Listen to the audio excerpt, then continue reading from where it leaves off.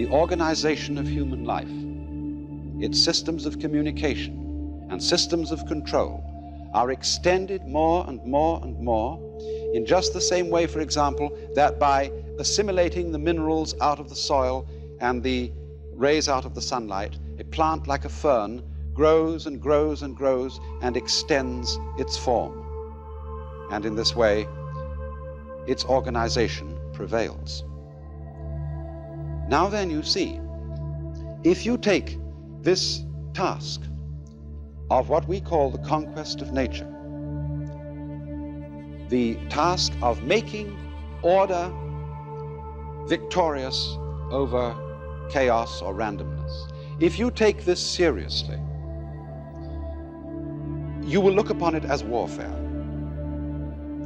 And you will firmly believe that the most urgent thing that there possibly can be is to make order prevail over randomness, to make good prevail over evil, to make life prevail over death. And we find that when we are in a contest of this kind, a serious warfare game of this kind, and we take it seriously, we are involved in it in a very deep and bitter sense. Now, the difference of Buddhism from science as a form of knowledge is that in Buddhism it would be said that this view of things, this view of the task of life as making order triumph over disorder, leaves something out. You remember right at the beginning I made some importance of a Sanskrit word which is fundamental in Buddhism, avidya. Avidya, which meant, means non, vidya, knowing. Non-knowing or ignorance, or better, ignorance.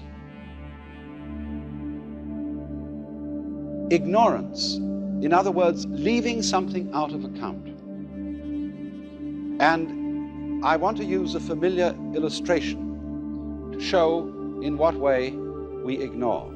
You see here a figure which is apparently, as you look at it, two faces in profile about to kiss each other.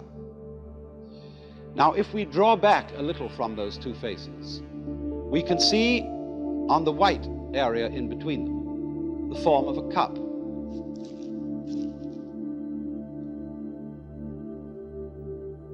But the interesting thing about this is that as you look at it, you will either be able to see the form of the cup or the form of the two faces in profile, as it were, about to kiss each other.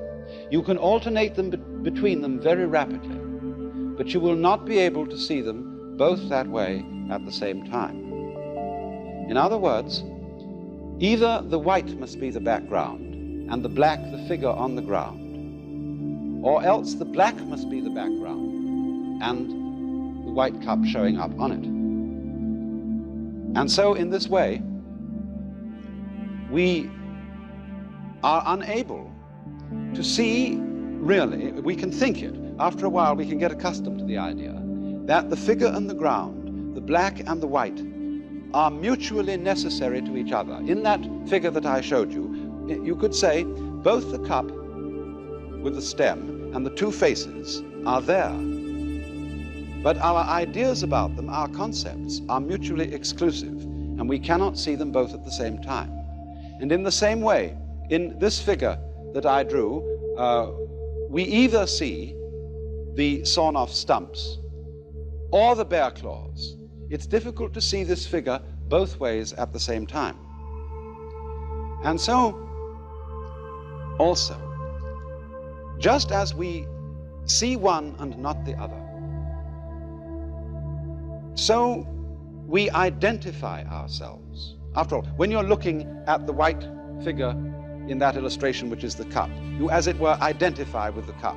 When you look at the two faces, you identify with the profile. So in the same way, when we experience the world around us, we identify with the subject, the knower. We don't identify with what we see. But as a matter of fact, if there is nothing seen, there is no experience of a seer. If there is no seer, there is no experience of anything seen. They both go together in the same way as the black and the white. And this idea that the yes and the no, the black and the white, the inside of a class, say we draw a square as representing fundamentally the idea of class. I can't have a square which doesn't have both inside and outside. They go together. And in Buddhism, this going together is called shunya.